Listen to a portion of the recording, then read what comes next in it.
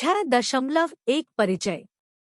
प्रवासन इस बात का एक नियमित हिस्सा है कि लोग कैसे जीविकोपार्जन करते हैं और अपनी उत्पादन प्रणालियों को व्यवस्थित करते हैं। पूरे इतिहास में भारतीय उपमहाद्वीप के लोग विभिन्न कारणों से विभिन्न देशों में चले गए हैं। इन अप्रवासियों में प्रवासी भारतीय एक महत्वपूर्ण समूह है। अपनी उल्लेखनीय उपस्थिति, अद्वितीय सामाजिक सांस्कृतिक इतिहास और मेजबान देशों में विविध आर्थिक और राजनीतिक सेटिंग्स में अनुभवों के कारण विदेशों में भारतीय समुदाय विशिष्ट प्रवासी समुदायों के रूप में विकसित हुए हैं, जिन्होंने शिक्षाविदों का ध्यान आकर्षित किया है। हालांकि अंतर्राष्ट्रीय स्तर पर प्रवासन हमेशा से रहा है, प्रारंभ में यह मुख्य रूप से भोजन और उपजाऊ भूमि खोजने की आवश्यकता से प्रेरित था। जैसे जैसे सभ्यताएं आगे बढ़ी, प्रवासन की प्रेरणा बेहतर आर्थिक, सामाजिक, राजनीतिक और समृद्धि में योगदान देने वाले अन्य कारकों की ओर स्थानांतरित हो गई। समय के साथ शक्ति और समृद्धि के केंद्र एक क्षेत्र से दूसरे क्षेत्र में चले गए, एशिया से अफ्रीका से यूरोप और अमेरिका तक।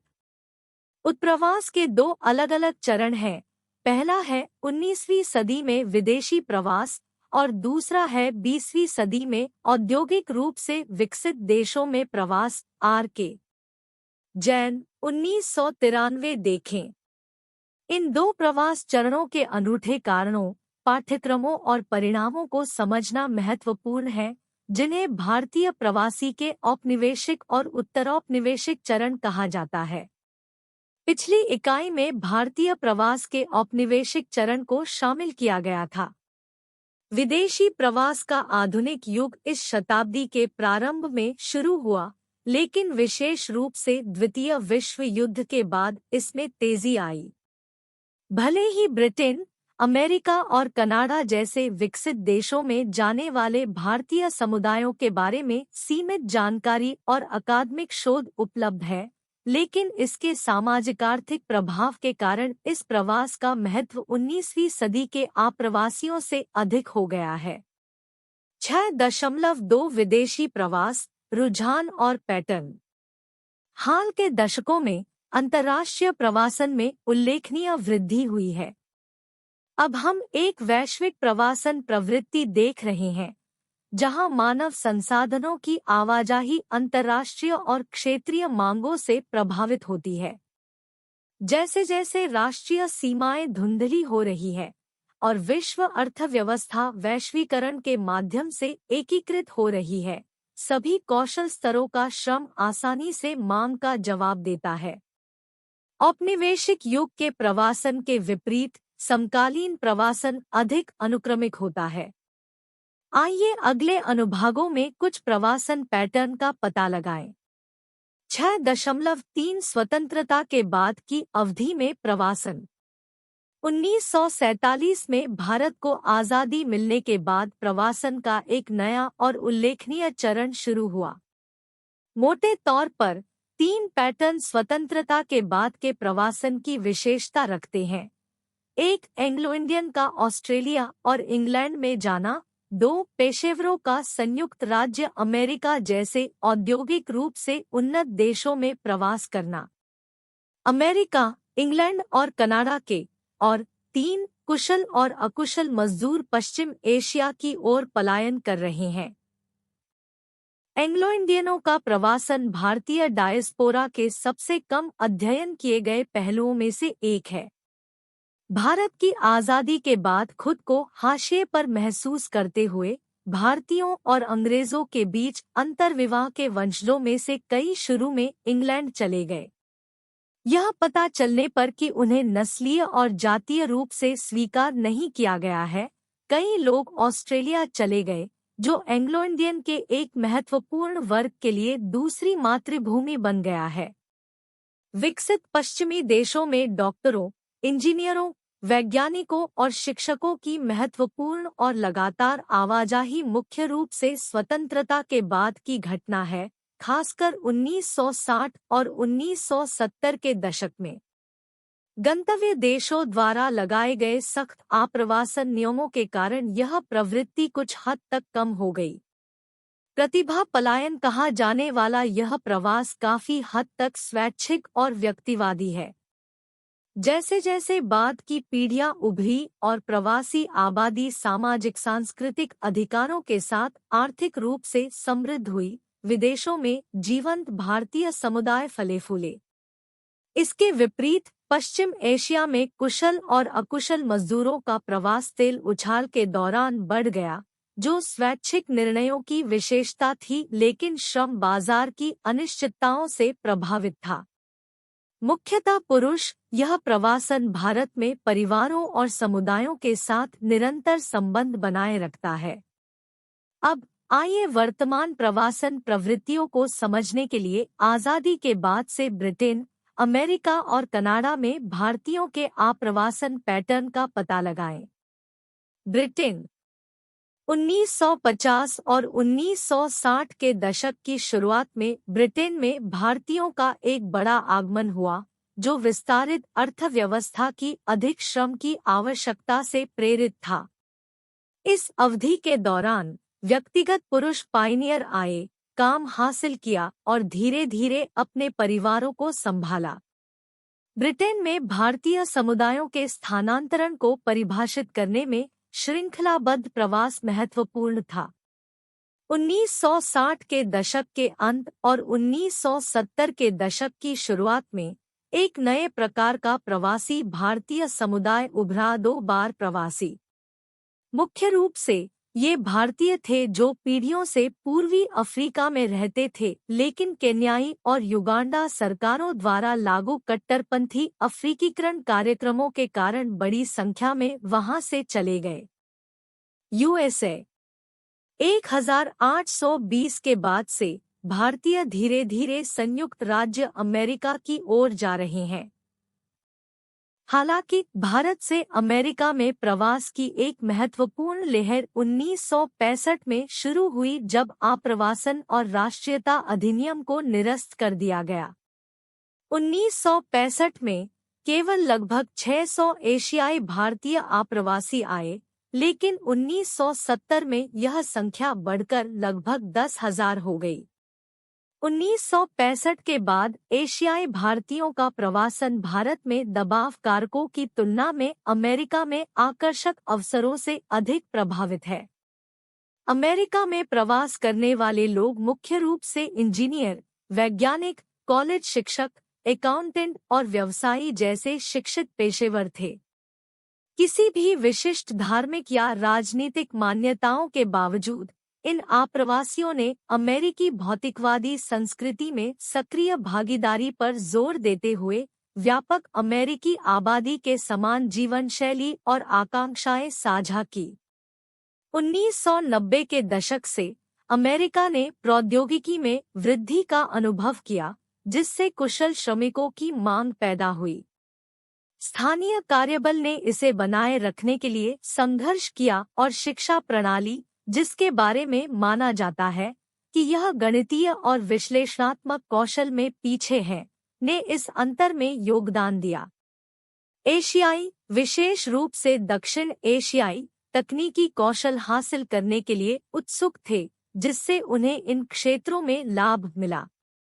उच्च शिक्षित एशियाई श्रमिकों ने शैक्षिक और तकनीकी लाभों से लाभान्वित होकर शीघ्र ही रिक्त स्थान को भर दिया। कुशल आप्रवासियों को अकुशल आप्रवासियों की तुलना में कम प्रतिबंधों का सामना करना पड़ा और उनके संसाधनों, कॉरपोरेट समर्थन और अनुकूल आप्रवासन नीतियों ने उनके आंदोलन को सुविधाजनक बनाया। अमेरिका में भारतीय अप्रवासियों की वार्षिक आमद 1980 के दशक के दौरान 26,184 से बढ़कर 1990 के दशक के दौरान 38,330, कुल अप्रवासियों का 3.5%, कुल अप्रवासियों का 4.5% हो गई। यह वृद्धि दोनों देशों के बीच अनुकूल राजनीतिक और व्यापार स्थितियों से प्रभावित थी। भारत अपनी विशाल आबादी और एक बड़े मध्यम और उच्च वर्ग के साथ पेप्सी, मेटैग और माइक्रोसॉफ्ट जैसी अमेरिकी कंपनियों के लिए एक महत्वपूर्ण बाजार बन गया। इन कंपनियों ने न केवल भारतीय श्रमिकों को रोजगार दिया बल्कि दोनों देशों के बीच कर्मचारियों के स्थानांतरण की सुविधा भी प्रदान की। कनाडा। भारतीय कनाडा में दक्षिण एशियाई मूल के लोगों का सबसे बड़ा समूह है और तेजी से बढ़ती जातीय सांस्कृतिक आबादी में से है। अधिकांश भारतीय आप्रवासी 1947 के बाद आए जब कनाडा ने नस्लीय आप्रवासन बाधाओं को समाप्त कर दिया। प्रारंभ में सिखों का प्रभुत्व था। 1950 और 1960 के दशक में विभिन्न जातीय और धार्मिक पृष्ठभूमि वाले एक अधिक विविध समूह ने देश भर में नए समुदायों का गठन किया। 1971 और 1981 के बीच इंडोकनाडाई आबादी 4 गुना बढ़ गई, जिससे देश भर में भारतीय समुदायों की स्थापना और वृद्धि हुई। सिख, जिनकी संख्या लगभग 1,30,000 है, सबसे बड़ा समूह बना हुआ है, लेकिन नए समुदाय बने हैं, जिनमें हिंदी भाषी 25,000, पंजाबी भाषी 6,000, उत्तर भारतीय और गुजराती 20,000 शामिल है। कनाडा की 1969 की आप्रवासन नीति के परिणामस्वरूप भारतीय आप्रवासियों का अत्यधिक चयनात्मक प्रवाह हुआ, जिनमें से लगभग 3/4 शिक्षित और कुशल थे। वैश्विक स्तर पर लगभग 15 मिलियन भारतीय विदेश में रहते हैं, जिनमें से हर साल सैकड़ों हजारों लोग विदेश चले जाते हैं। अकेले 1997 में 416,000 भारतीयों ने विदेश में अवसरों की तलाश में देश छोड़ दिया। भारतीय पेशेवर अक्सर संयुक्त राज्य अमेरिका, कनाडा, यूनाइटेड किंगडम और ऑस्ट्रेलिया में स्थायी रूप से प्रवास करते हैं। ऑस्ट्रेलिया और न्यूजीलैंड उभरते गंतव्य है, जहां प्रत्येक देश में स्थायी निवास के लिए प्रति वर्ष 2000 से अधिक भारतीय आते हैं। विश्व प्रवासन रिपोर्ट 2000। पश्चिम एशिया। पश्चिम एशियाई देशों में भारतीयों की आवाजाही में मुख्य रूप से अस्थायी अनुबंधों पर श्रम और सेवा भूमिकाओं में काम करना शामिल है। इस प्रवासी समुदाय पर शोध ने भर्ती, प्रवासन और श्रम बाजार में नौकरी के अवसरों पर ध्यान केंद्रित किया है। 1970 के दशक के मध्य में तेल उछाल के बाद मध्य पूर्व में दक्षिण एशियाई श्रमिकों का एक महत्वपूर्ण प्रवाह हुआ। मांग अकुशल से कुशल श्रम की ओर स्थानांतरित हो गई, लेकिन दोनों समूहों ने स्थानिक अलगाव का अनुभव किया। पिछले 15 वर्षों में दक्षिण एशियाई देशों से एक नए प्रकार के प्रवासन ने गति पकड़ी है। यह 19वीं और 20वीं सदी की शुरुआत में गिरमिटिया मजदूरों के आंदोलन से अलग है, क्योंकि यह निश्चित अस्थायी अनुबंधों पर आधारित है। ये अनुबंध दक्षिण एशिया के मजदूरों को मध्य पूर्व के तेल समृद्ध देशों में काम करने के लिए आकर्षित करते हैं। पाकिस्तान, बांग्लादेश और कुछ हद तक भारत का आर्थिक विकास इस प्रकार के श्रम निर्यात पर निर्भर हो गया है। 1983 में प्रवासी श्रमिकों से प्राप्त धन भारत में सभी व्यापारिक आयात का 20% और सभी व्यापारिक निर्यात का 25% से अधिक था। प्रवासी श्रमिकों की प्राथमिक मांग पश्चिम एशिया के तेल निर्यातक देशों से आती है। वर्तमान अनुमान बताते हैं कि इन देशों में 20 लाख भारतीय, 15 लाख पाकिस्तानी और 2 लाख बांग्लादेशी कार्यरत है।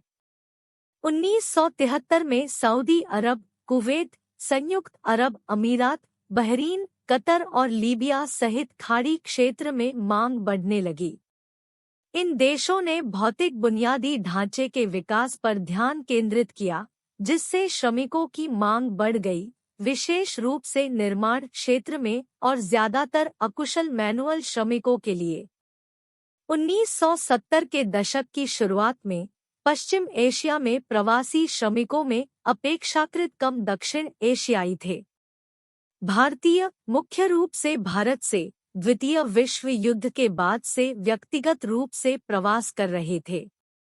हालांकि 1970 के दशक के मध्य में श्रमिकों की कमी ने भारतीयों और पाकिस्तानियों के बड़े पैमाने पर आगमन को प्रेरित किया। श्रम बाजार में दक्षिण एशियाई लोगों की अपील उनकी सामर्थ्य, अनुशासन और मजबूत कार्य नीति थी। जैसे ही मध्य पूर्व ने औद्योगिकरण पर ध्यान केंद्रित किया और कुछ बुनियादी ढांचा परियोजनाएं पूरी की, श्रम की मांग बदल गई। 1975 और 1980 के बीच नए बुनियादी ढांचे के प्रबंधन के लिए 10 लाख कुशल श्रमिकों को लाया गया था। 1970 के दशक के अंत तक दक्षिण एशियाई आप्रवासियों के बीच सामाजिक अशांति के कारण शत्रुता और दंगे हुए, जिससे उनकी नौकरी के अवसर प्रभावित हुए। पूर्वी एशिया प्रवासी श्रम का नया स्रोत बन गया। पूर्वी एशियाई देशों से प्रतिस्पर्धा का सामना करते हुए दक्षिण एशियाई अप्रवासियों को प्रतिस्थापन प्रवासी के रूप में देखा जाने लगा। इसका मतलब यह है कि जब स्थानीय लोग काम के लिए विदेश गए तो उन्होंने रिक्तियां भर दी। इस प्रकार का प्रवास जॉर्डन, ओमान और यमनी अरब गणराज्य यार में उल्लेखनीय था।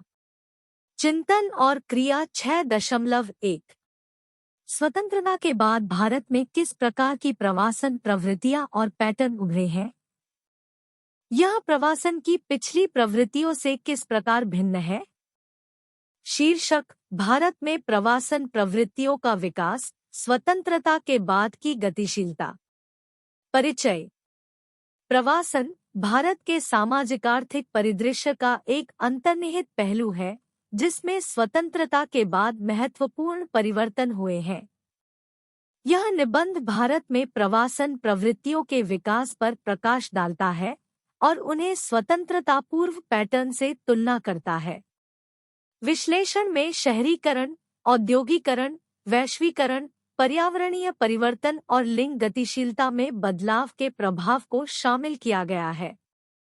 ऐतिहासिक संदर्भ: स्वतंत्रता पूर्व प्रवासन मुख्य रूप से ग्रामीणोन्मुख था, जो कृषि गतिविधियों और सीमित औद्योगिकरण से प्रेरित था। 1947 में विभाजन की भूकंपीय घटना ने प्रवासन की गतिशीलता को नाटकीय रूप से बदल दिया, क्योंकि लाखों लोग विस्थापित हुए, जिससे सीमाओं के पार बड़े पैमाने पर आंदोलन शुरू हो गए।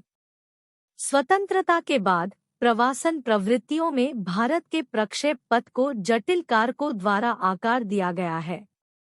स्वतंत्रता के बाद प्रवासन रुझान: शहरीकरण और औद्योगिकरण। स्वतंत्रता के बाद के युग में तेजी से औद्योगिकरण और शहरी विकास के कारण ग्रामीण से शहरी प्रवासन की ओर गहरा बदलाव देखा गया, जो इस अवधि की विशेषता थी। शहर आर्थिक अवसरों के प्रतीक बन गए, बेहतर रोजगार की संभावनाओं और बेहतर जीवन स्तर की तलाश करने वाले व्यक्तियों को आकर्षित किया। इस बदलाव ने स्वतंत्रता पूर्व प्रवास की मुख्य रूप से कृषि प्रधान प्रकृति से विचलन को चिह्नित किया। अंतर्राज्य प्रवासन: स्वतंत्रता पूर्व युग के विपरीत, जहां प्रवास अक्सर क्षेत्रों के भीतर ही सीमित था, स्वतंत्रता के बाद की अवधि में अंतर्राज्य प्रवास में वृद्धि देखी गई। राज्यों के बीच आर्थिक असंतुलन के कारण कम विकसित क्षेत्रों से अधिक विकसित क्षेत्रों की ओर श्रमिकों की आवाजाही हुई, जो आजीविका की तलाश में प्रवासन पैटर्न में एक महत्वपूर्ण बदलाव को दर्शाता है। वैश्वीकरण और प्रतिभा पलायन: 20वीं सदी के उत्तरार्ध में एक नई प्रवासन घटना का उदय हुआ, जिसे आमतौर पर ब्रेन ड्रेन कहा जाता है। डॉक्टरों, इंजीनियरों और वैज्ञानिकों सहित कुशल पेशेवरों ने बेहतर पारिश्रमिक और उन्नत अनुसंधान सुविधाओं के कारण विदेशों में अवसर तलाशे।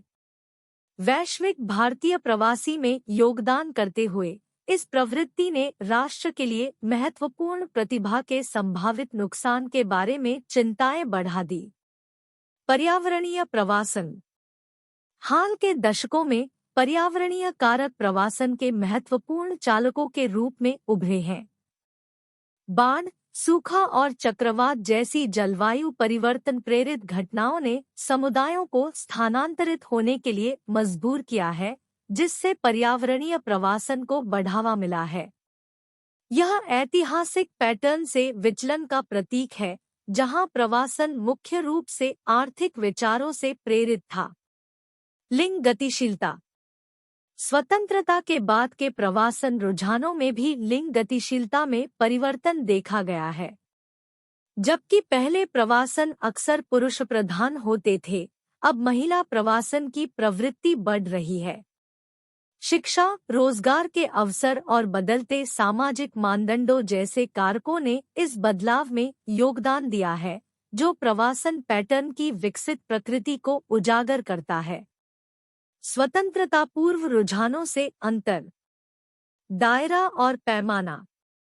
स्वतंत्रता के बाद के प्रवासन को स्वतंत्रता पूर्व युग की तुलना में बड़े पैमाने और दायरे की विशेषता दी गई है। आधुनिक परिवहन और संचार के आगमन ने बड़े पैमाने पर आंदोलनों को सुविधाजनक बनाया है, जिससे जनसंख्या के व्यापक हिस्से के लिए प्रवासन अधिक सुलभ हो गया है। इस बढ़ी हुई गतिशीलता ने देश के जनसांख्यिकीय और सामाजिक आर्थिक परिदृश्य को महत्वपूर्ण रूप से बदल दिया है। कारणों की विविधता। स्वतंत्रता पूर्व प्रवास को बढ़ावा देने वाले मुख्यतः आर्थिक कारणों के विपरीत स्वतंत्रता के बाद के युग में कारणों में विविधता देखी गई है। प्रवासन अब आर्थिक, सामाजिक, पर्यावरणीय और राजनीतिक कारकों की जटिल परस्पर क्रिया से प्रेरित है। समकालीन प्रवासन पैटर्न की बहुमुखी प्रकृति प्रभावी नीति प्रतिक्रियाओं को सूचित करने के लिए व्यापक समझ की आवश्यकता को रेखांकित करती है। वैश्वीकरण का प्रभाव। वैश्वीकरण के प्रभाव, जो स्वतंत्रता पूर्व युग में अनुपस्थित थी, ने प्रवासन प्रवृत्तियों को महत्वपूर्ण रूप से आकार दिया है। आर्थिक उदारीकरण, तकनीकी प्रगति और अर्थव्यवस्थाओं के अंतर्संबंध ने वैश्विक स्तर पर कुशल और अकुशल दोनों प्रकार के प्रवासन को सुविधाजनक बनाया है।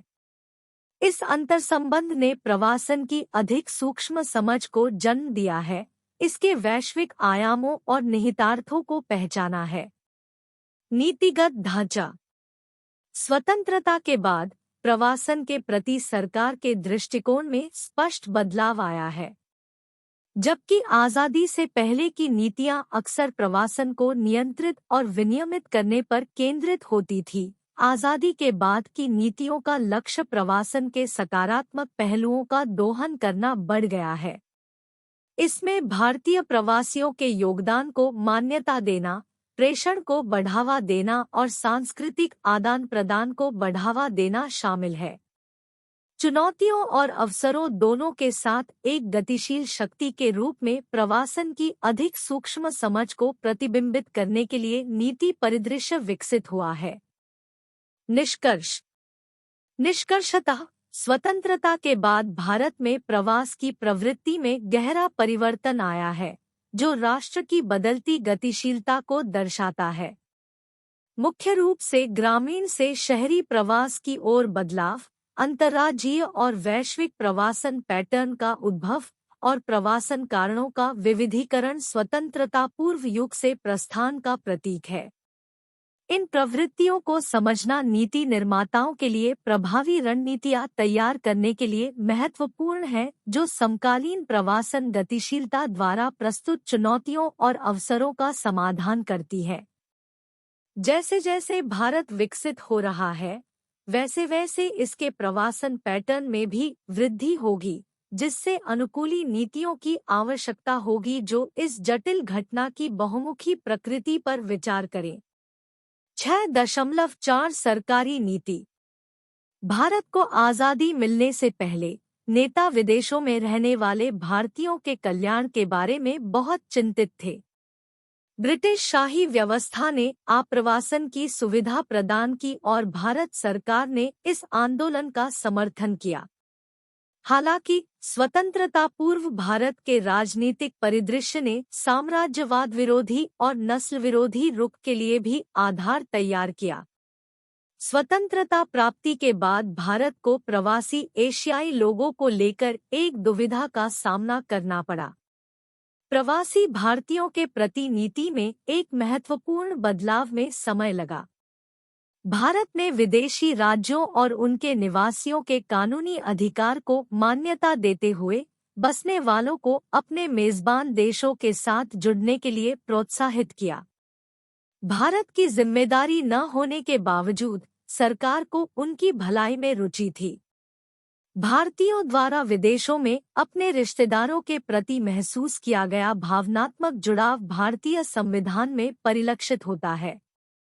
भाग 11 अनुच्छेद 8 भारत में जन्मे माता पिता या दादा दादी वाले व्यक्तियों को पंजीकरण के माध्यम से भारतीय नागरिकता प्राप्त करने की अनुमति देता है।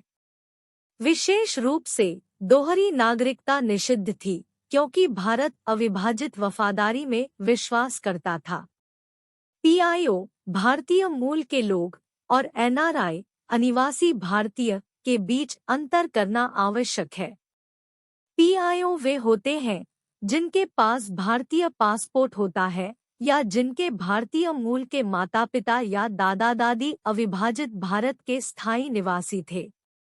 दूसरी ओर एनआरआई भारतीय पासपोर्ट रखते हैं और विभिन्न कारणों से विदेश में रहते हैं, जो अनिश्चित काल तक रहने का संकेत देता है। प्रारंभ में भारत सरकार प्रवासी भारतीयों से संबंधित मुद्दों के प्रति उदासीन थी। हालांकि न्यू डायस्पोरा या एनआरआई के उद्भव के साथ परिप्रेक्ष्य बदल गया, जो स्वतंत्रता के बाद विकसित दुनिया में चले गए। कुलीन मध्यवर्गीय परिवारों के कुशल पेशेवरों, वैज्ञानिकों, डॉक्टरों और इंजीनियरों को शामिल करते हुए एनआरआई ने महत्वपूर्ण आय अर्जित की और भारत के साथ अनौपचारिक संबंध बनाए रखा। 1970 और 1980 के दशक के आर्थिक विकास के दौरान भारत ने खाड़ी से प्रेषण को समायोजित करने की मांग की, लेकिन पारिवारिक सीमाओं से परे गंभीर एनआरआई निवेश को आकर्षित करने के लिए संघर्ष किया। 1970 के दशक के उदारीकरण और नई औद्योगिक नीतियों का उद्देश्य प्रवासी भारतीयों को भारत के आर्थिक विकास में शामिल करना था। पूंजी और प्रौद्योगिकी हस्तांतरण दोनों को बढ़ावा देने वाली आकर्षक योजनाओं के माध्यम से एनआरआई को भारत में निवेश करने के लिए प्रोत्साहित किया गया। हालांकि 1999 की शुरुआत में पीआईओ कार्ड योजना की घोषणा तक भारतीय मूल के अधिकांश लोगों, पुराने प्रवासी लोगों की पहुंच बहुत कम थी। बॉक्स 6.1 क्या आप जानते हैं? मार्च 1999 में गृह मंत्रालय द्वारा पेश किए गए भारतीय मूल के लोगों के कार्ड का उद्देश्य विदेशों में रहने वाले भारतीयों के भावनात्मक संबंधों को मजबूत करना है, जो अपनी मातृभूमि के साथ फिर से जुड़ना चाहते हैं। भारतीय मूल के लोग जो चौथी पीढ़ी तक फैले हुए हैं और विश्व स्तर पर कहीं भी रहते हैं, निर्दिष्ट देशों को छोड़कर इस कार्ड के लिए पात्र है। कार्यक्रम में भारतीय नागरिक या पीआईओ का विदेशी जीवन साथी भी शामिल है। अनिवार्य रूप से यह पहल पीआईओ को अनिवासी भारतीयों एनआरआई के लिए पहले से उपलब्ध विभिन्न लाभ प्रदान करती है। यह उल्लेखनीय है कि भारत सरकार ने 1991 में आर्थिक उदारीकरण के बाद 1990 के दशक में ही एनआरआई की क्षमता को एक मूल्यवान संपत्ति के रूप में मान्यता दी थी। हालांकि इस उदारीकरण ने सैद्धांतिक रूप से कई निवेश बाधाओं को हटा दिया, लेकिन व्यावहारिक बाधाएं बनी रही, जिससे एनआरआई के लिए विशेष प्रोत्साहन कम प्रभावी हो गए। सुधार, नागरिकता और प्रतिनिधित्व जैसे मुद्दों पर विवाद ने सरकार और एनआरआई के बीच संबंधों को तनावपूर्ण बना दिया है। समय के साथ भारत की नीति प्रवासी एशियाई लोगों को अपने आर्थिक विकास में योगदान करने की अनुमति देने के लिए विकसित हुई, लेकिन महत्वपूर्ण बाधाएं बनी रही, जिससे उनकी भागीदारी प्रभावी रूप से सीमित हो गई। 6.5 प्रवासन प्रवाह के प्रकार। वैश्वीकरण ने अंतर्राष्ट्रीय प्रवासन प्रवृत्तियों को महत्वपूर्ण रूप से प्रभावित किया है, जिसके परिणामस्वरूप विविध प्रवास प्रवाह हुआ है। इन प्रवाहों को मोटे तौर पर अधिकृत या अनधिकृत और अस्थायी या दीर्घकालिक के रूप में वर्गीकृत किया जा सकता है, जिनमें से प्रत्येक का मूल और गंतव्य दोनों बिंदुओं के आर्थिक और सामाजिक विकास पर अलग-अलग प्रभाव पड़ता है। स्थायी उच्चकुशल प्रवासन हाल के दशकों में ऑस्ट्रेलिया, न्यूजीलैंड, कनाडा और संयुक्त राज्य अमेरिका ने सकारात्मक आर्थिक योगदान की उम्मीद करते हुए सीमित संख्या में उच्च कुशल विदेशियों को चुनिंदा रूप से स्थायी निवास प्रदान किया है। ऑस्ट्रेलिया, कनाडा और न्यूजीलैंड संभावित अप्रवासियों की वांछनीयता का आकलन करने के लिए अंक प्रणाली का उपयोग करते हैं, जबकि संयुक्त राज्य अमेरिका उन्हें नियुक्त करने के लिए स्थानीय कंपनियों के नामांकन पर निर्भर करता है। भारत और चीन इस प्रकार के प्रवास के प्रमुख स्रोत देश हैं। अस्थायी उच्चकुशल प्रवासन कई विकसित देशों में ऐतिहासिक या जातीय संबंधों के बिना विदेशियों को स्थायी निवास प्रदान करना राजनीतिक रूप से चुनौतीपूर्ण हो सकता है। इसे संबोधित करने के लिए सरकारें उच्चकुशल प्रवासियों की भर्ती करके अस्थायी रूप से व्यावसायिक कमी को पूरा करने का विकल्प चुन सकती हैं। प्रारंभ में शिक्षा और स्वास्थ्य संबंधी सेवाओं पर ध्यान केंद्रित करने के बाद 1990 के दशक के दौरान सूचना और संचार प्रौद्योगिकी (ICT) में वृद्धि के परिणामस्वरूप मुख्य रूप से भारत से प्रौद्योगिकी पेशेवरों का प्रवाह बढ़ गया। अस्थायी कमकुशल प्रवासन अस्थायी उच्चकुशल प्रवासन में वृद्धि के बावजूद अस्थायी कमकुशल प्रवासन इसके पैमाने से कहीं आगे है। कम लागत वाली सेवाएं प्रदान करने के लिए देश सख्ती से अस्थायी आधार पर प्रवासी श्रमिकों को प्रवेश देते हैं। आमतौर पर ये कार्यक्रम तब लागू किए जाते हैं जब तीव्र आर्थिक विकास ने स्थानीय मजदूरी और कार्य स्थितियों को बढ़ा दिया है, जिससे स्थानीय कार्यबल कम वेतन वाली नौकरियों में संलग्न होने के लिए तैयार नहीं है। भारत और पाकिस्तान शारीरिक मजदूरों और निर्माण श्रमिकों के प्रमुख स्रोत हैं। परिवार के लिए प्रवासन पारिवारिक प्रवास लोगों के आधिकारिक तौर पर एक स्थान से दूसरे स्थान पर जाने के सबसे बड़े तरीकों में से एक है। यह गरीब से अमीर देशों की ओर जाने वाले आंदोलन का एक बड़ा हिस्सा है। इस प्रकार का प्रवास नागरिकों के विदेशी जीवन साथी, दूसरे देशों में पैदा हुए बच्चों और यहाँ तक कि नागरिकों के विदेशी मूल के माता-पिता और भाई बहनों को भी स्थायी निवासी बनने की अनुमति देता है। वीजा मुक्त प्रवासन और छात्र कुछ स्थान, जैसे यूरोपीय संघ और न्यूजीलैंड और ऑस्ट्रेलिया के बीच, लोगों को वीजा की आवश्यकता के बिना कुछ अपवादों के साथ स्वतंत्र रूप से घूमने की अनुमति देते हैं। इसका मतलब यह है कि नागरिक समझौते के तहत किसी भी देश में जब तक चाहे तब तक काम कर सकते हैं। इसके अतिरिक्त जो छात्र शिक्षा के लिए दूसरे देशों में जाते हैं, वे विकासशील देशों के युवाओं के लिए अंततः अधिक विकसित देशों में काम करने और स्थायी रूप से रहने का एक प्रमुख तरीका बन गए हैं, जब तक कि वे कुछ शर्तों को पूरा करते हैं। हाल के प्रवासन में चुनौतियां हाल के दिनों में कुछ प्रकार के प्रवासन बहुत बढ़ गए हैं और विशिष्ट चुनौतियां लेकर आए हैं। इसमें शरणार्थियों की आवाजाही, शरण चाहने वाले लोग, तस्करी के शिकार महिलाएं और बच्चे और बिना अनुमति के काम करने वाले प्रवासी शामिल हैं। हालांकि कुछ देश पेशेवर कौशल वाले विदेशी श्रमिकों को स्वीकार करने के लिए खुले हैं, लेकिन अकुशल श्रम के लिए कोई नीति नहीं है, जिससे अघोषित प्रवासन हो रहा है। कुशल और अकुशल दोनों विदेशी श्रमिकों की मांग को पूरा करने और आर्थिक विकास के लिए कार्यबल को बढ़ावा देने के लिए देशों ने नए प्रवेश चैनलों के माध्यम से श्रमिकों को लाने के लिए विभिन्न उपाय किए हैं। कई देश जो श्रमिकों को भेजते हैं, उनके पास आधिकारिक अनुबंध श्रमिकों को भेजने की व्यवस्था है, लेकिन क्योंकि यह प्रक्रिया समय लेने वाली, जटिल और महंगी है। कर्मचारी अक्सर इससे बचते हैं और देश छोड़ देते हैं। परिणामस्वरूप गैर-दस्तावेज प्रवासन बढ़ रहा है। बिना दस्तावेज वाले प्रवासियों को अक्सर उच्च स्तर के दुर्व्यवहार और शोषण का सामना करना पड़ता है, जो प्रवासियों के लिए बेहतर सुरक्षा की आवश्यकता पर प्रकाश डालता है। क्योंकि प्रवासी श्रमिक देश, संस्कृति और भाषा से परिचित नहीं होते हैं, इसलिए वे अक्सर अपने अधिकारों से अनभिज्ञ होते हैं। विश्व स्वास्थ्य संगठन 2003। काम के लिए महिलाओं का दूसरे देशों में जाना दक्षिण पूर्व एशिया में अंतर्राष्ट्रीय श्रम प्रवास का एक महत्वपूर्ण पहलू बन गया है। हाल ही में अधिक महिलाएं परिवार के सदस्यों के साथ जाने के बजाय अपने स्वयं के रोजगार के लिए पलायन करना पसंद करती है।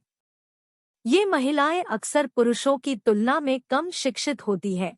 स्केल्डन 2003।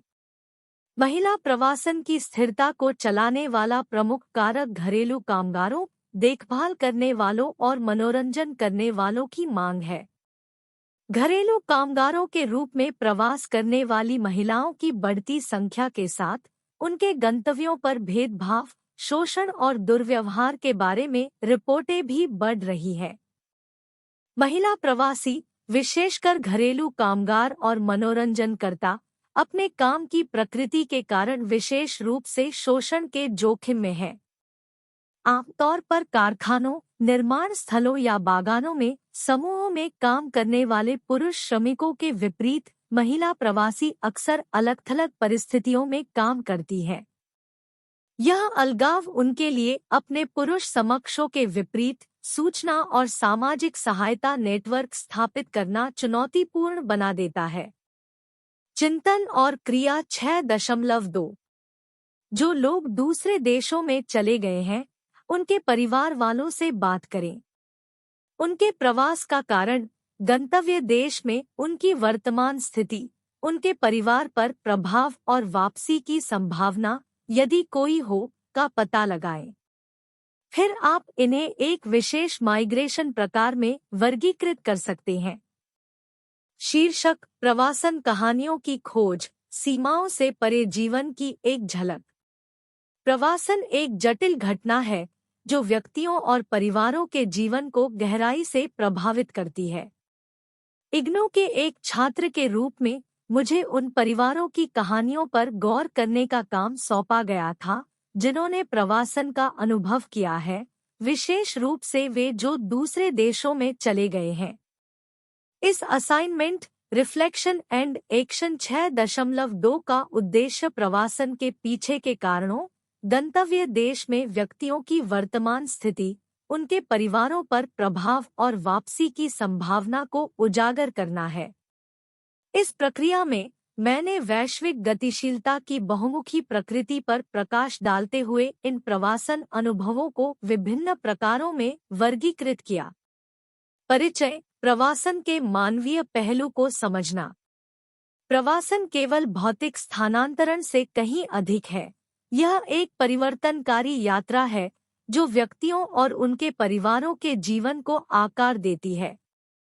इस घटना के सार को समझने के लिए मैं प्रवासियों के परिवार के सदस्यों के साथ बातचीत में शामिल हुआ और उनकी प्रवासन कहानियों में छिपी प्रेरणाओं, चुनौतियों और आकांक्षाओं को समझने की कोशिश की।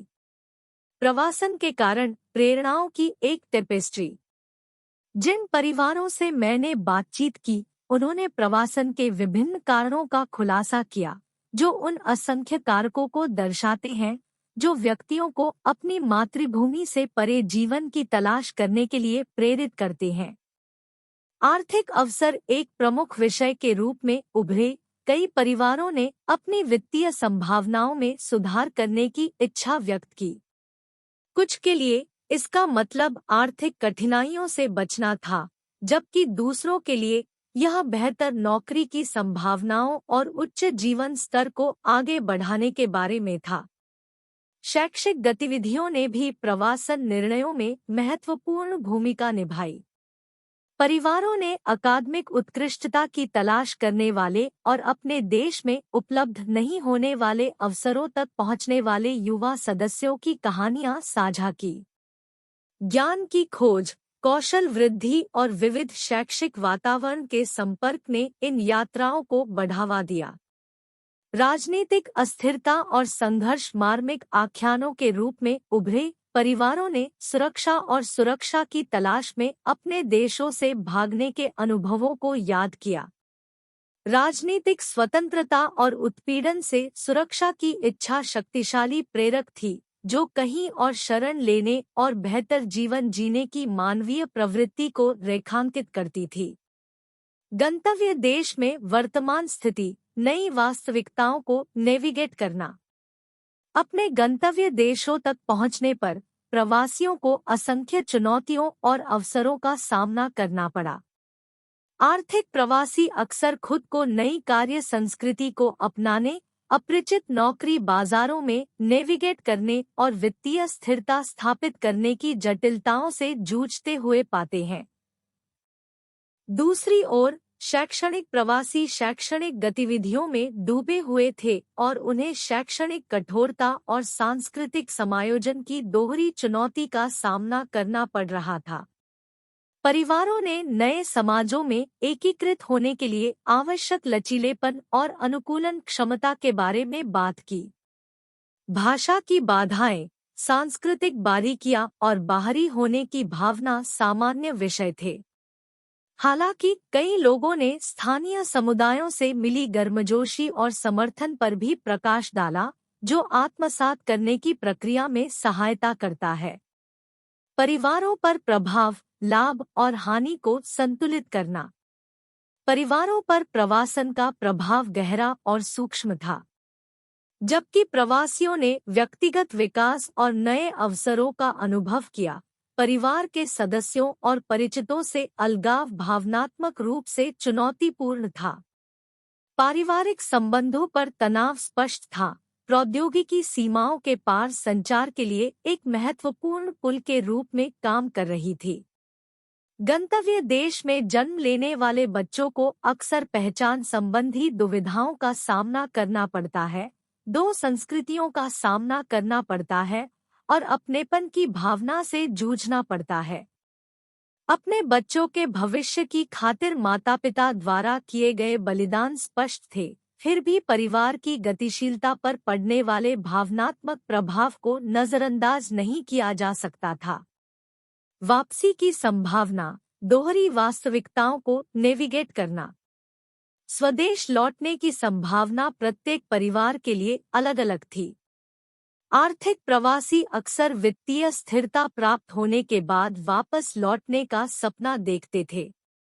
हालांकि गंतव्य देश में बेहतर जीवन का आकर्षण कभी-कभी इन इरादों को कमजोर कर देता है।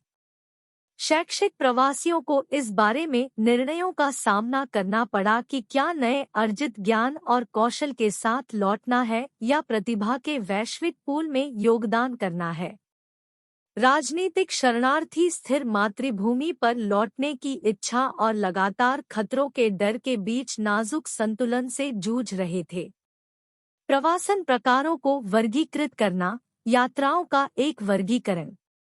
इन प्रवासन कहानियों का विश्लेषण करने पर यह स्पष्ट हो गया कि प्रत्येक कथा अद्वितीय थी, फिर भी कुछ पैटर्न और विषय उभर कर सामने आए। मैंने इन प्रवासन अनुभवों को 3 व्यापक प्रकारों में वर्गीकृत किया है।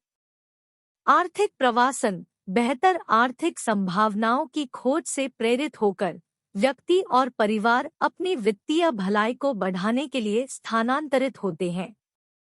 लक्ष्य में अक्सर परिवार के सदस्यों को घर वापस लाने में सहायता करना और कुछ मामलों में बेहतर वित्तीय स्थिरता के साथ लौटना शामिल होता है।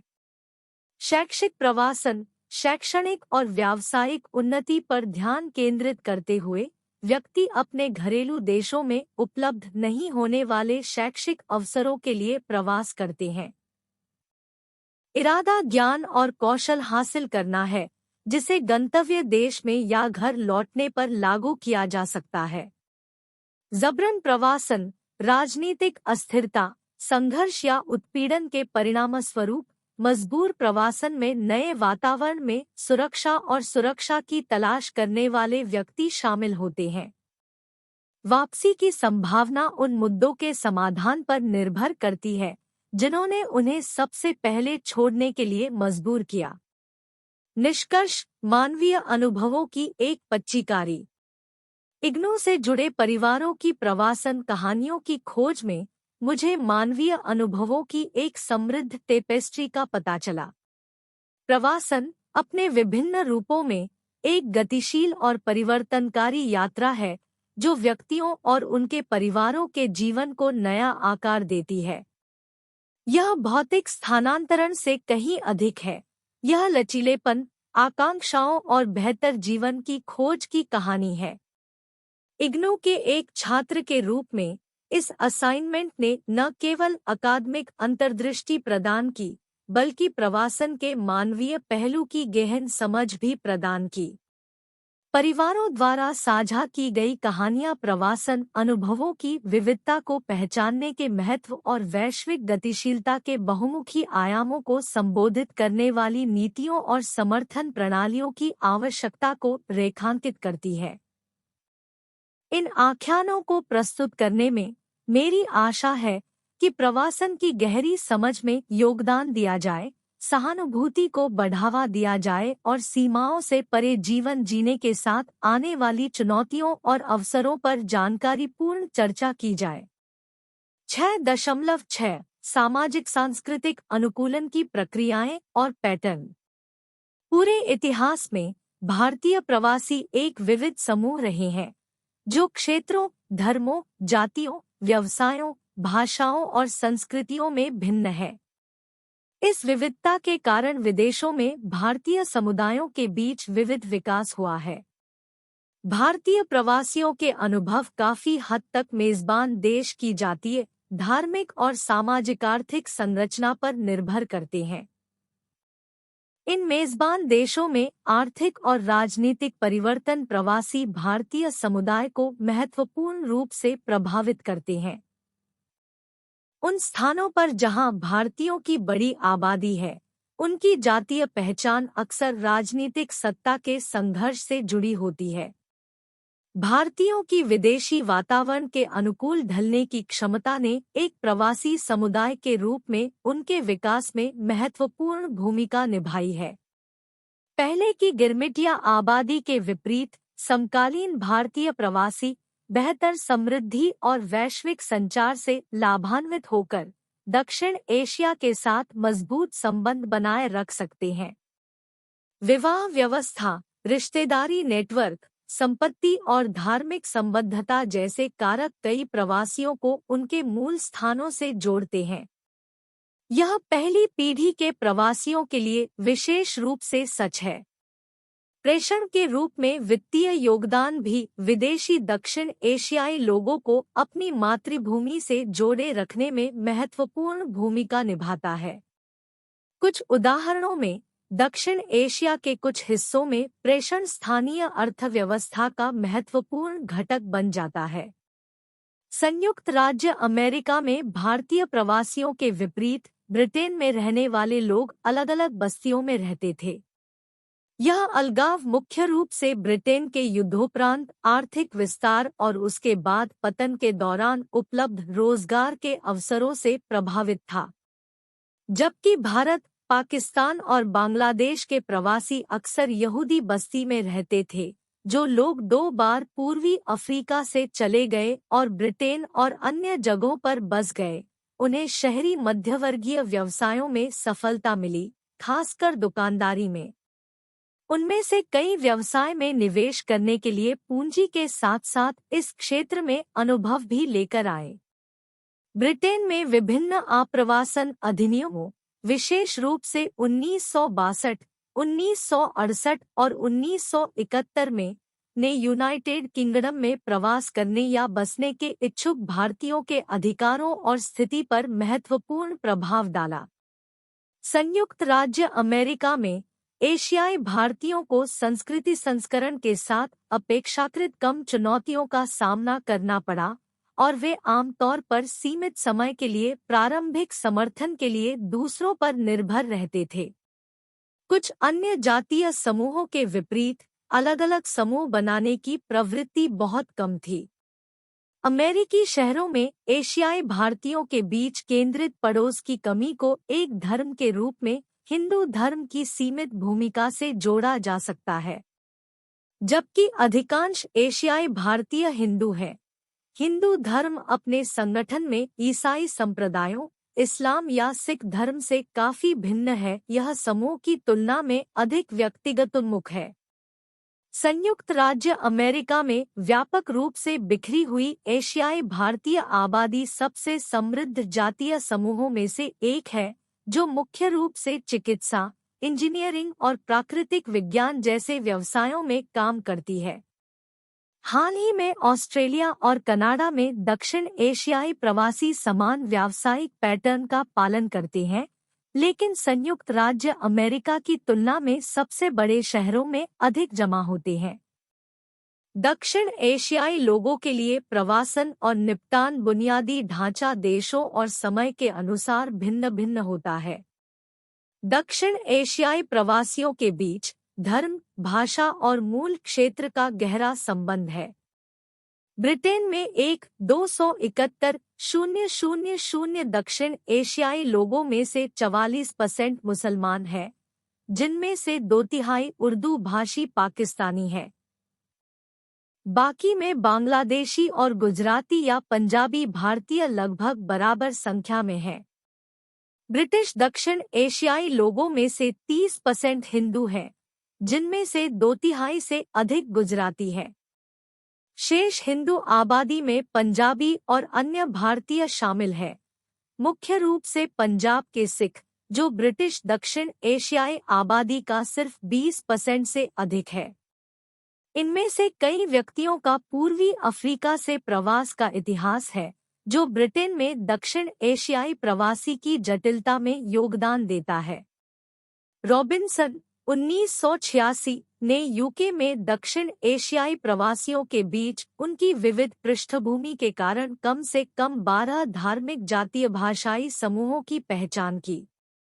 आधुनिक दक्षिण एशियाई डायस्पोरा में कुछ समूहों के लिए जाति महत्वपूर्ण बनी हुई है, जो अक्सर धार्मिक संप्रदायवाद और क्षेत्रवाद से प्रेरित सांस्कृतिक एकरूपता की प्रवृत्ति के साथ संघर्ष करती है। हालांकि संयुक्त राज्य अमेरिका में एशियाई भारतीय स्थानिक सांद्रता प्रदर्शित नहीं करते हैं और विविधता नहीं दिखाते हैं, लेकिन इसका मतलब यह नहीं है कि जातीय पहचान विकसित नहीं हो रही है। पहचान निर्माण की प्रक्रिया विभिन्न स्तरों पर प्रगति कर रही है, जिसमें संलयन और विखंडन दोनों तत्व शामिल है। यूके, कनाडा और संयुक्त राज्य अमेरिका में हिंदू धर्म के भीतर क्षेत्रीय परंपराओं के कुछ मिश्रण के बावजूद विदेशी हिंदू समूहों के बीच विशिष्ट प्रथाएं और संघ विकसित हुए हैं। जिस तरह से विभिन्न देश जातीय विविधता पर प्रतिक्रिया करते हैं और उनके भीतर दक्षिण एशियाई समुदायों की भूमिका अलग-अलग होती है।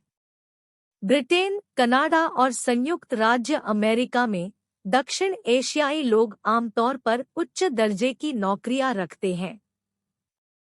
प्रारंभ में जो लोग 1950 और 1960 के दशक में ब्रिटेन आए थे वे शारीरिक मजदूर थे, लेकिन अब उनका नौकरी वितरण श्वेत ब्रिटिश आबादी के समान है। हालांकि संस्थागत नस्लवाद, विशेषकर आवास में, ने उन्हें ब्रिटेन की वर्ग संरचना में निचले स्थान पर रखा है, जिससे सामाजिक गतिशीलता चुनौतीपूर्ण हो गई है। यह दक्षिण एशियाई महिलाओं की स्थिति को प्रभावित करता है और परस्पर विरोधी जीवनशैली विकल्पों का सामना करने वाली दूसरी पीढ़ी के दक्षिण एशियाई लोगों के लिए कठिनाइयां पैदा करता है। राजनीतिक भागीदारी के संदर्भ में ब्रिटेन में मजदूर और निम्न वर्ग के भारतीय मूल के नागरिक राजनीति में संलग्न हैं, जबकि मध्यम या कुलीन वर्ग भागीदारी को कम करते हैं। राजनीतिक गतिविधियों के बावजूद विश्व स्तर पर भारतीय प्रवासी जहां भी बसते हैं, उन्होंने सामुदायिक संगठन स्थापित किए हैं। ये संगठन समय के साथ विकसित होते हैं, विस्तार, संकुचन, विभाजन और विलय का अनुभव करते हुए धर्म, सामुदायिक सेवा या श्रम संबंधों जैसे उद्देश्यों की पूर्ति करते हैं। इन संगठनों से निकलने वाले नेता अक्सर जातीय संबंधों के झगड़ों में उलझ जाते हैं। ब्रिटेन, कनाडा, ऑस्ट्रेलिया और संयुक्त राज्य अमेरिका में दक्षिण एशियाई बस्ती के प्रमुख मामलों में दक्षिण एशियाई लोगों को नस्लीय भेदभाव का सामना करना पड़ता है। कुछ संगठन मेजबान देश की राजनीति को प्रभावित करते हैं, जैसे अमेरिका में भारतीयों का संघ, जिसने 1980 की जनगणना में भारतीयों को एशियाई भारतीयों के रूप में पुनर्वर्गीकृत करने के लिए काम किया। कनाडा में अनौपचारिक समुदाय समान जातीय, भाषाई और धार्मिक जड़ें साझा करने वाले रिश्तेदारों और दोस्तों के बीच संबंधों के माध्यम से बनते हैं, जो मनोवैज्ञानिक सुरक्षा और सूचना पहुंच प्रदान करते हैं। सामाजिक और धार्मिक संगठन त्योहार मनाते हैं और विभिन्न भारतीय समूहों के बीच औपचारिक सीमाएं तीव्र हैं। विभिन्न प्रवासी स्थितियों में दक्षिण एशियाई अनुकूलन दृढ़ता और आत्मसात से लेकर परिवर्तन और पुनरुद्धार तक होता है। बॉक्स 6.2 विदेशों से भेजा गया पैसा। प्रेषण या विदेश से भेजा गया धन दूसरे देशों में जाने वाले लोगों का एक महत्वपूर्ण लाभ है। वे मूल्यवान विदेशी मुद्रा और बढ़ी हुई बचत और निवेश के अवसर प्रदान करते हैं। पिछले 30 वर्षों में प्रेषण ने भारत के व्यापार घाटे के एक बड़े हिस्से के वित्तपोषण में महत्वपूर्ण भूमिका निभाई है, जिससे चालू खाता घाटे को कम करने में मदद मिली है। इन फंडों ने क्षेत्रीय अर्थव्यवस्थाओं को विशेष रूप से प्रभावित किया है, जिसका केरल एक उत्कृष्ट उदाहरण है। 1990 के दशक में राज्य की 21% आय प्रेषण से आती थी, जिससे धन में वृद्धि हुई। 1978 से 79 तक केरल की प्रति व्यक्ति खपत राष्ट्रीय औसत से कम होने के बावजूद 1999 से 2000 तक राज्य में उपभोक्ता खर्च राष्ट्रीय औसत से लगभग 41% अधिक हो गया। अंतर्राष्ट्रीय प्रवासन के कारण अक्सर परिवार अलग हो जाते हैं, एकल परिवारों पर अधिक निर्भर हो जाते हैं और विस्तारित पारिवारिक संबंध कमजोर हो जाते हैं। यह बदलाव एकल परिवार के सदस्यों, विशेषकर महिलाओं पर अतिरिक्त जिम्मेदारियां डालता है। अंतर्राष्ट्रीय प्रवासियों द्वारा छोड़े गए परिवारों को असुरक्षा का सामना करना पड़ता है, जिन पर निर्भर सदस्यों को सामाजिक और भावनात्मक परिणामों का सामना करना पड़ता है। अपने प्रवासी परिवार के सदस्यों की अनुपस्थिति को सहन करने वाली महिलाओं को अकेलेपन और अलगाव से लेकर वित्तीय संघर्ष तक की चुनौतियों का सामना करना पड़ता है। प्रवासियों की लंबे समय तक अनुपस्थिति ने वैवाहिक समस्याओं को भी जन्म दिया है, जिसके परिणामस्वरूप प्रवासी परिवारों में तलाक की दर अधिक है। इन चुनौतियों के बावजूद प्रवासन ने सकारात्मक बदलाव लाए हैं। इससे परिवार और समुदाय दोनों में महिलाओं की आर्थिक और सामाजिक स्थिति में सुधार हुआ है। हालांकि गांव में बचे पुरुष रिश्तेदारों के पास अभी भी समग्र नियंत्रण हो सकता है, पुरुष श्रम प्रवासन ने पीछे रह गई महिलाओं की स्थिति को बढ़ा दिया है।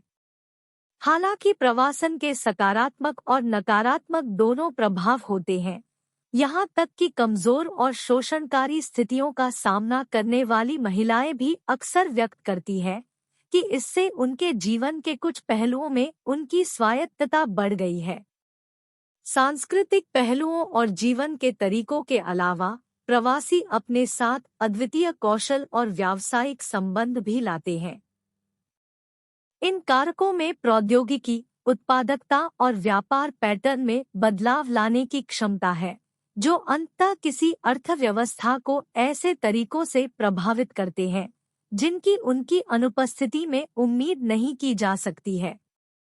चिंतन और क्रिया 6.3 प्रवासी समुदायों ने स्वयं को विभिन्न सामाजिक, आर्थिक और राजनीतिक परिस्थितियों में कैसे अनुकूलित किया है? उदाहरण सहित स्पष्ट कीजिए। शीर्षक, चिंतन और कार्रवाई 6.3 प्रवासी समुदाय, सामाजिक, आर्थिक और राजनीतिक सेटिंग्स में अनुकूलन। एक इग्नू छात्र के रूप में विविध सामाजिक, आर्थिक और राजनीतिक संदर्भों में प्रवासी समुदायों की जटिल गतिशीलता और उनकी अनुकूली रणनीतियों को समझना चुनौतीपूर्ण और ज्ञानवर्धक दोनों है। इस प्रतिबिंब का उद्देश्य व्यापक रूप से यह पता लगाना है कि प्रवासी समुदाय अपने सामाजिक, आर्थिक और राजनीतिक संबंधों की जटिलताओं पर प्रकाश डालते हुए अलग अलग परिदृश्यों में कैसे नेविगेट करते हैं और खुद को अनुकूलित करते हैं। परिचय। शब्द डायस्पोरा मानव इतिहास की एक समृद्ध टेपेस्ट्री को समाहित करता है, जो समुदायों के उनके मूल मातृभूमि से फैलाव को दर्शाता है। प्रवासी समुदायों की अनुकूली रणनीतियां आर्थिक अवसरों से लेकर राजनीतिक परिदृश्य तक कई कारकों से आकार लेती है। यह प्रतिबिंब उन सूक्ष्म तरीकों को उजागर करने का प्रयास करता है जिसमें प्रवासी समुदायों ने खुद को विभिन्न सामाजिक, आर्थिक और राजनीतिक सेटिंग्स में अनुकूलित किया है। सामाजिक, आर्थिक अनुकूलन। सामाजिक, आर्थिक लचीलापन प्रवासी समुदायों की एक परिभाषित विशेषता के रूप में खड़ा है, जो उनके मेजबान देशों में आर्थिक पैर जमाने के उनके प्रयासों को दर्शाता है। संयुक्त राज्य अमेरिका में भारतीय प्रवासी इस घटना का एक आकर्षक उदाहरण है। सिलिकॉन वैली में अग्रणी उद्यमियों से लेकर संपन्न आतिथ्य व्यवसायों के मालिकों तक भारतीय प्रवासियों ने अमेरिका के आर्थिक ढांचे में महत्वपूर्ण योगदान दिया है। यह आर्थिक अनुकूलन न केवल प्रवासी समुदाय को मजबूत करता है, बल्कि मेजबान देश के आर्थिक परिदृश्य को भी समृद्ध करता है। शिक्षा सामाजिक, आर्थिक अनुकूलन के लिए एक महत्वपूर्ण मार्ग के रूप में उभरती है। उदाहरण के लिए, नाइजीरियाई प्रवासी ऊर्ध्वगामी गतिशीलता के साधन के रूप में शिक्षा के प्रति गहरी प्रतिबद्धता प्रदर्शित करते हैं। नाइजीरियाई मूल के पेशेवर शिक्षा, चिकित्सा और प्रौद्योगिकी जैसे विविध क्षेत्रों में उत्कृष्टता प्राप्त करते हैं, जो न केवल मेजबान देश की बौद्धिक पूंजी में योगदान देते हैं, बल्कि अपनी मातृभूमि के साथ मजबूत संबंधों को भी बढ़ावा देते हैं। राजनीतिक अनुकूलन। राजनीतिक जुड़ाव प्रवासी अनुकूलन का एक और महत्वपूर्ण पहलू है, जिसमें समुदाय अपने मेजबान देशों की राजनीतिक प्रक्रियाओं में सक्रिय रूप से भाग लेते हैं और साथ ही साथ अपनी मातृभूमि से संबंधित मुद्दों की वकालत भी करते हैं। इजराइल राज्य की स्थापना और भरण पोषण में यहूदी प्रवासी की ऐतिहासिक भूमिका एक उल्लेखनीय उदाहरण प्रदान करती है। पैरवी प्रयासों, राजनीतिक सक्रियता और रणनीतिक जुड़ाव के माध्यम से यहूदी प्रवासी ने मध्य पूर्व के भूराजनीतिक परिदृश्य को आकार देने में महत्वपूर्ण भूमिका निभाई। राजनीतिक उथल-पुथल के कारण विश्व स्तर पर बिखरे हुए सोमाली प्रवासी सक्रिय राजनीतिक सक्रियता में संलग्न हैं। सोमालिया में शांति और स्थिरता की वकालत करते हुए सोमाली प्रवासी के सदस्य अपनी मातृभूमि में राजनीतिक चुनौतियों का समाधान करने के लिए अपने प्रभाव और संसाधनों का उपयोग करते हैं। यह दोहरा जुड़ाव स्थानीय और वैश्विक स्तर पर सकारात्मक बदलाव में योगदान देने की प्रतिबद्धता का उदाहरण देता है। सांस्कृतिक अनुकूलन। सांस्कृतिक अनुकूलन एक गतिशील प्रक्रिया है, जिसमें प्रवासी समुदाय अपनी मेजबान संस्कृतियों के पहलुओं को आत्मसात करते हुए अपनी सांस्कृतिक पहचान बनाए रखने का प्रयास करते हैं। चीनी प्रवासी की वैश्विक उपस्थिति संस्कृतियों के इस संलयन को दर्शाती है। दुनिया भर में चीनी समुदायों ने अपनी सांस्कृतिक विरासत को संरक्षित करने के लिए भाषा स्कूल, सांस्कृतिक उत्सव और सामुदायिक संगठन स्थापित किए हैं। इसके साथ ही वे स्थानीय रीति रिवाजों को अपनाते हैं, परंपराओं की एक समृद्ध टेपेस्ट्री बनाते हैं जो उनकी दोहरी पहचान को दर्शाती है। अफ्रीकी कैरिबियन प्रवासी लोगों में विशेष रूप से यूनाइटेड किंगडम और कनाडा में एक अद्वितीय सांस्कृतिक संलयन उभरा है। संगीत, व्यंजन और कला के माध्यम से इस प्रवासी के सदस्यों ने एक जीवंत सांस्कृतिक पहचान बनाई है, जो उनके नए वातावरण के तत्वों को शामिल करते हुए उनकी अफ्रीकी जड़ों को श्रद्धांजलि देती है। यह सांस्कृतिक संश्लेषण न केवल अपनेपन की गहरी भावना को बढ़ावा देता है, बल्कि मेजबान समाज की विविधता में भी महत्वपूर्ण योगदान देता है। चुनौतियां और लचीलापन। प्रवासी समुदायों द्वारा अपनाई गई अनुकूली रणनीतियों के बावजूद भेदभाव, ज़ेनोफोबिया और अपनी मातृभूमि के साथ संबंध बनाए रखने के संघर्ष जैसी चुनौतियां बनी रहती हैं। उदाहरण के लिए, भारतीय प्रवासी अक्सर सांस्कृतिक रूढ़ियों और पूर्वाग्रह से जूझते हैं।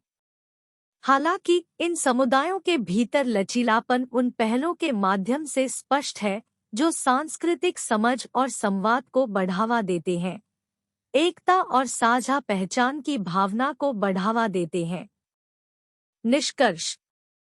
निष्कर्ष में विभिन्न सामाजिक, आर्थिक और राजनीतिक सेटिंग्स में प्रवासी समुदायों का अनुकूलन आर्थिक लचीलापन, राजनीतिक जुड़ाव और सांस्कृतिक संश्लेषण द्वारा चिन्हित एक बहुमुखी यात्रा है।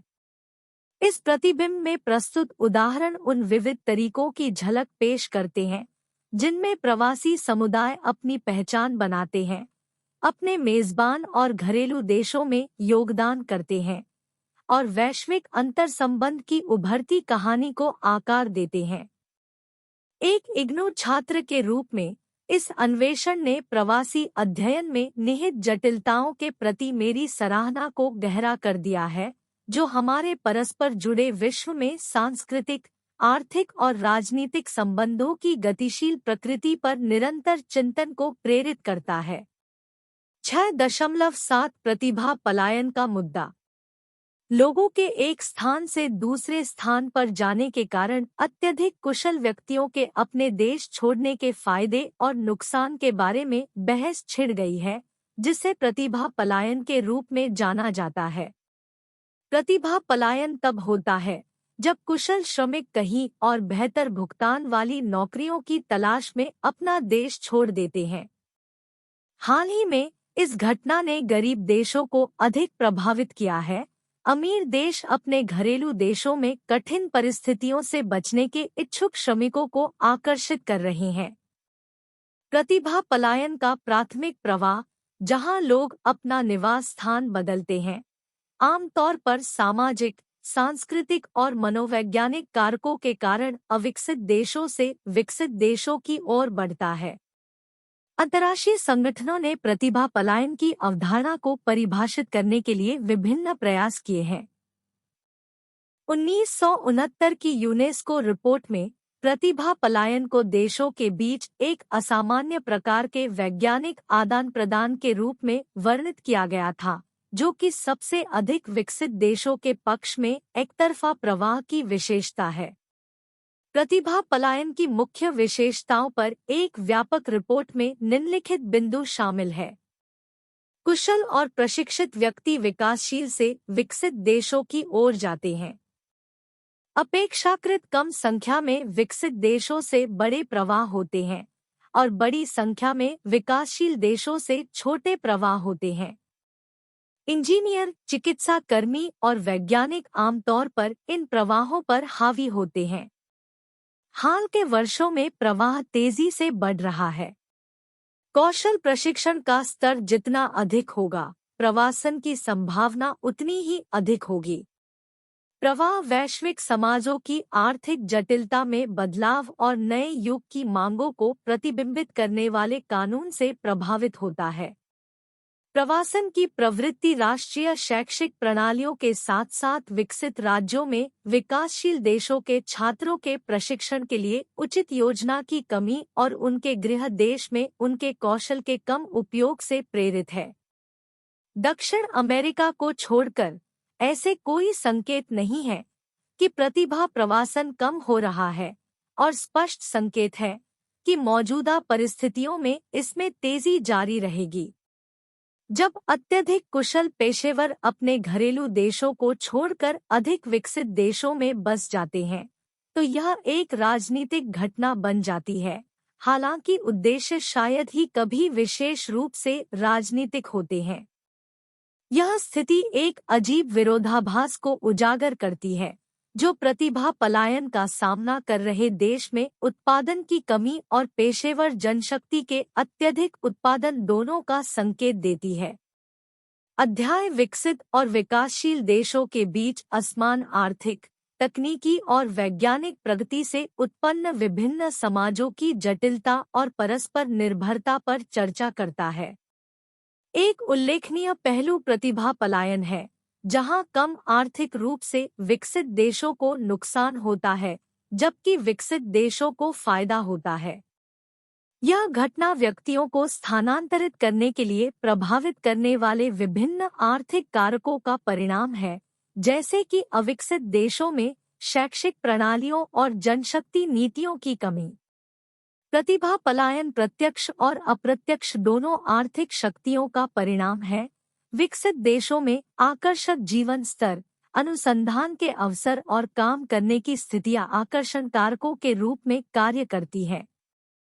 अविकसित देशों की कमियां, जैसे अपर्याप्त शैक्षिक प्रणालियां और जनशक्ति नीतियां, योग्य और प्रतिभाशाली व्यक्तियों के कुशल उपयोग में बाधा डालती है। इसके अतिरिक्त विकसित देश सक्रिय रूप से जल्दी और बिना किसी कीमत पर बौद्धिक पूंजी हासिल करना चाहते हैं। वह स्थिति जहां कुशल व्यक्ति किसी देश में प्रवास करते हैं, उसे ब्रेन गेन कहा जाता है, जिससे संभावित रूप से जिन देशों को वे छोड़ते हैं, वहां ब्रेन ड्रेन हो जाता है। ब्रेन एक्सचेंज की अवधारणा 2000 में एक कनाडाई संगोष्ठी से उभरी, जो एक देश के अंदर और बाहर कुशल व्यक्तियों के एक साथ आंदोलन को दर्शाती है। चयनात्मक प्रोत्साहनों के साथ भी प्रवासन को पुनर्निर्देशित करना चुनौतियां पैदा करता है और वांछनीयता के बारे में बहस छेड़ता है।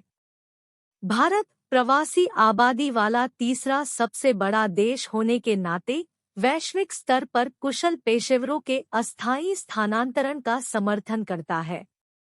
अध्याय चीन के अनुभव के समान भारत से प्रवासियों के संभावित रिवर्स प्रवाह का सुझाव देता है, जहां लौटने वाले पेशेवरों ने देश की आर्थिक सफलता में योगदान दिया। हालिया विश्लेषण से पता चलता है कि भारत में प्रतिभा पलायन की स्थिति उलट गई है। युवा पेशेवर देश में बढ़ते अवसरों से आकर्षित होकर घर लौट रहे हैं।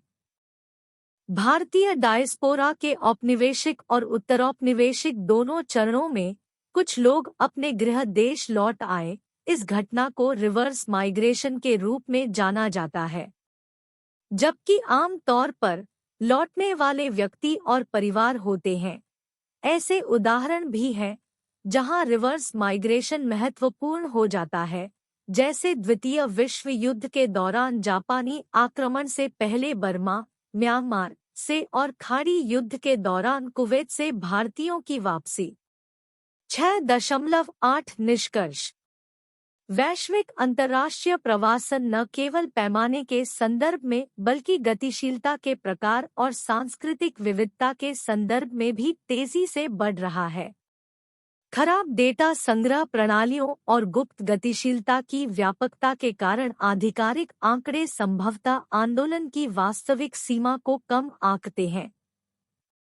इसके अतिरिक्त वैश्विक प्रवासन में प्रमुख पैटर्न अधिक स्थायी प्रवासन से चक्रीय आंदोलन में स्थानांतरित हो गया है। परिवहन में प्रगति, अंतर्राष्ट्रीय यात्रा की वास्तविक लागत को कम करने और इसकी गति में वृद्धि के कारण अभूतपूर्व पैमाने पर लोगों का आवागमन संभव हो गया है। यह व्यक्तियों को एक देश में काम करते हुए दूसरे देश में अपना घर बनाए रखने में सक्षम बनाता है। परिवहन में क्रांति, किफायती अंतर्राष्ट्रीय संचार और इंटरनेट के साथ अस्थायी प्रवासियों को अपने गृह क्षेत्र से निकटता से जुड़े रहने की अनुमति देती है, जबकि स्थायी बंदोबस्त महत्वपूर्ण बना हुआ है और यहाँ तक कि बढ़ भी गया है। एक नई वास्तविकता सामने आई है जहां अधिक लोग एक देश में रहते हैं और काम करते हैं, लेकिन फिर भी दूसरे देश को अपना घर मानते हैं। कई लोग अपने मूल देश के साथ मजबूत संबंध बनाए रखते हैं, परिवार के सदस्यों को वहीं रखते हैं और अपनी मातृभूमि के प्रति मौलिक प्रतिबद्धता बनाए रखते हैं।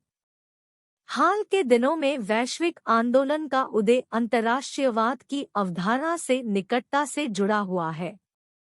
ट्रांसनेशनलिज्म उन विभिन्न कनेक्शनों और अंतःक्रियाओं को संदर्भित करता है जो लोगों या संस्थानों को राष्ट्रीय सीमाओं के पार जोड़ते हैं।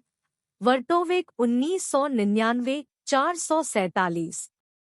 जबकि लंबी दूरी के कनेक्शन का एक लंबा इतिहास है, परिवहन और संचार प्रौद्योगिकियों में प्रगति ने इन संबंधों को तेज, अधिक कुशल और अधिक घनिष्ठ बना दिया है। पोर्ट्स, ग्वार्निजो और लैंडहोल्ट 1999 इस बात पर जोर देते हैं कि समकालीन समय में सीमा पार गतिविधियों के बड़े पैमाने और एक साथ प्रकृति ने अलग-अलग सामाजिक संरचनाओं और गतिविधियों को जन्म दिया है जो पारराष्ट्रीयता की घटना को परिभाषित करते हैं। परिणामस्वरूप बदलते पैटर्न के साथ प्रवासन अधिक जटिल होता जा रहा है। यह अब किसी व्यक्ति द्वारा किया गया एक बार का कदम नहीं है, इसके बजाय इसमें कई चालें शामिल होती हैं, अक्सर परिवार के अन्य सदस्यों के साथ। आज की दुनिया में प्रवासन एक महत्वपूर्ण चुनौती बना हुआ है जिसके गंभीर आर्थिक और सामाजिक निहितार्थ हैं। प्रवासन को पूरी तरह से समझने के लिए प्रक्रिया के जटिल कारकों और परिणामों का अध्ययन करना आवश्यक है।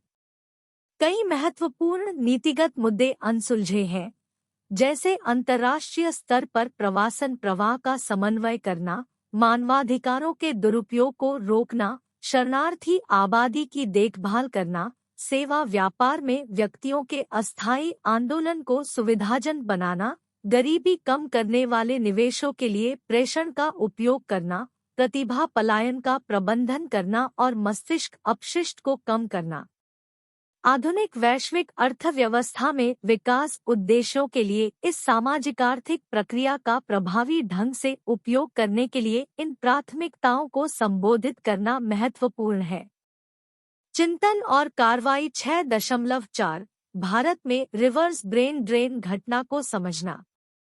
इग्नू में एक छात्र के रूप में चिंतन और कार्रवाई के लिए सौंपा गया विषय, अर्थात कई लोगों के अनुसार प्रतिभा पलायन की घटना, इसके विपरीत है, एक सामयिक और महत्वपूर्ण विषय है जो सावधानीपूर्वक अन्वेषण की मांग करता है। प्रतिभा पलायन पारंपरिक रूप से विकासशील देशों से अधिक विकसित देशों में कुशल व्यक्तियों के प्रवास से जुड़ा हुआ है, जो भारत जैसे देशों के लिए लंबे समय से चिंता का विषय रहा है। हालांकि हाल के घटनाक्रम इस पैटर्न में बदलाव का संकेत देते हैं, एक घटना के उद्भव के साथ जिसे अक्सर रिवर्स ब्रेन ड्रेन कहा जाता है।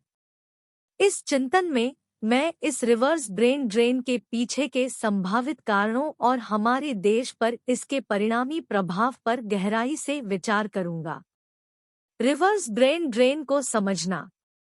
परंपरागत रूप से बेहतर अवसर, उच्च शिक्षा और बेहतर जीवन स्तर की तलाश करने वाले व्यक्ति विकसित देशों की ओर पलायन करते हैं, जिससे भारत से बड़ी संख्या में प्रतिभा पलायन होता है।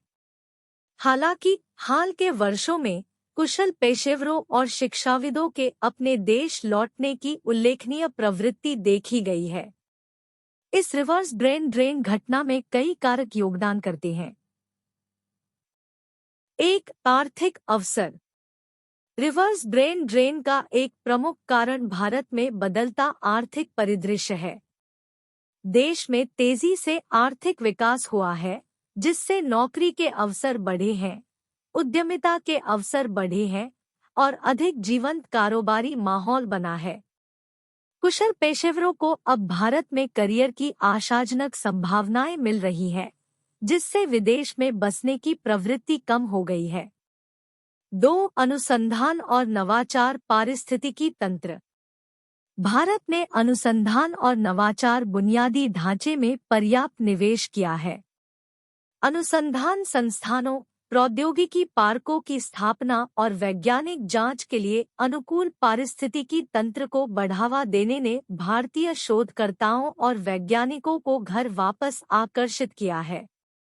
एक परिचित वातावरण में अत्याधुनिक अनुसंधान में योगदान करने का अवसर एक सम्मोहक कारक है। 3. वैश्विक मान्यता। भारतीय पेशेवर, विशेष रूप से विज्ञान, प्रौद्योगिकी और व्यवसाय के क्षेत्र में अपनी विशेषज्ञता के लिए वैश्विक मान्यता प्राप्त कर रहे हैं। जैसे जैसे अंतर्राष्ट्रीय मंच पर भारत की उपस्थिति मजबूत हो रही है, कुशल व्यक्तियों को सहयोग, मान्यता और प्रभाव के अवसर बढ़ रहे हैं, जिससे घर लौटने का विचार और अधिक आकर्षक हो गया है। 4. जीवन की गुणवत्ता। भारत में जीवन की समग्र गुणवत्ता में सुधार रिवर्स ब्रेन ड्रेन में महत्वपूर्ण योगदान देता है। बेहतर स्वास्थ्य देखभाल सुविधाएं, बेहतर बुनियादी ढांचा और जीवन स्तर में वृद्धि जैसे कारक भारत लौटने को प्रवासियों के लिए एक आकर्षक प्रस्ताव बनाते हैं। भारत पर रिवर्स ब्रेन ड्रेन का प्रभाव। रिवर्स ब्रेन ड्रेन कई पहलुओं में सकारात्मक होते हुए भी देश के लिए कुछ चुनौतियां और विचार भी लाता है। 1. ज्ञान हस्तांतरण और कौशल वृद्धि। कुशल पेशेवरों की वापसी से देश के भीतर ज्ञान का आधार बढ़ता है। विदेश में प्राप्त विशेषज्ञता विभिन्न क्षेत्रों को आगे बढ़ाने, आर्थिक विकास और तकनीकी प्रगति में योगदान देने में सहायक हो सकती है। इसके अतिरिक्त अंतर्राष्ट्रीय सर्वोत्तम प्रथाओं के संपर्क से घरेलू कार्यबल के भीतर कौशल में वृद्धि हो सकती है। 2. उद्यमिता और नवाचार। लौटने वाले कई पेशेवर अपने साथ उद्यमशीलता की भावना और नवीन विचार लेकर आते हैं। इससे स्टार्टअप की स्थापना हो सकती है और अधिक गतिशील कारोबारी माहौल का निर्माण हो सकता है। विविध अनुभवों और दृष्टिकोणों का समावेश नवाचार और आर्थिक विकास को बढ़ावा दे सकता है। 3. प्रतिभा अंतर को पाटना। रिवर्स ब्रेन ड्रेन महत्वपूर्ण क्षेत्रों में प्रतिभा की कमी को दूर करने में मदद करता है। कुशल पेशेवरों की वापसी से स्वास्थ्य देखभाल, प्रौद्योगिकी और अनुसंधान जैसे क्षेत्रों को लाभ होता है, जिससे प्रतिभा पलायन के पहले चरण के दौरान हुए नुकसान को कम किया जा सकता है। 4. सांस्कृतिक आदान प्रदान। विदेश में काम और पढ़ाई कर चुके पेशेवरों की वापसी सांस्कृतिक विविधता और आदान प्रदान में योगदान करती है।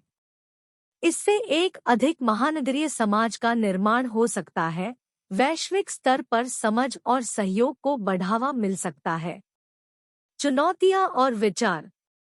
जबकि रिवर्स ब्रेन ड्रेन एक सकारात्मक विकास है, कुछ चुनौतियों पर सावधानीपूर्वक विचार करने की आवश्यकता है। 1. पुनरेकीकरण चुनौतियां। लौटने वाले पेशेवरों को स्थानीय कार्य संस्कृति और प्रणालियों में पुनः एकीकृत होने में चुनौतियों का सामना करना पड़ सकता है। सुचारू परिवर्तन को सुविधाजनक बनाने और उनके कौशल को प्रभावी ढंग से भुनाने के प्रयास किए जाने चाहिए। 2. नीति ढांचा। सरकार को ऐसी नीतियां बनाने की जरूरत है जो कुशल पेशेवरों की वापसी को प्रोत्साहित और समर्थन करें। इसमें अनुसंधान, उद्यमिता और कैरियर विकास के लिए अनुकूल माहौल बनाना शामिल है। 3. निरंतर सहयोग। रिवर्स ब्रेन ड्रेन की गति को बनाए रखने के लिए अंतर्राष्ट्रीय सहयोग और साझेदारी को बढ़ावा देने के लिए निरंतर प्रयास किए जाने चाहिए। यह सुनिश्चित करता है कि पेशेवर भारत के विकास में योगदान करते हुए भी वैश्विक नेटवर्क से जुड़ाव महसूस करते हैं। निष्कर्षतः भारत में रिवर्स ब्रेन ड्रेन की घटना देश की संभावनाओं में सकारात्मक बदलाव को दर्शाती है। आर्थिक अवसरों का अभिसरण, एक मजबूत अनुसंधान पारिस्थितिकी तंत्र और जीवन की गुणवत्ता में सुधार कुशल व्यक्तियों को घर वापस आकर्षित करने में सहायक है। हालांकि चुनौतियां वास्तविक हैं। ज्ञान हस्तांतरण, नवाचार और प्रतिभा विकास सहित संभावित लाभ रिवर्स ब्रेन ड्रेन को राष्ट्र के लिए एक मूल्यवान प्रवृत्ति बनाते हैं। इग्नू में एक छात्र के रूप में इस परिवर्तनकारी प्रक्रिया को समझना और इसमें योगदान देना केवल एक शैक्षणिक अभ्यास नहीं है, बल्कि हमारे देश के भविष्य को आकार देने में सक्रिय रूप से शामिल होने का आह्वान है।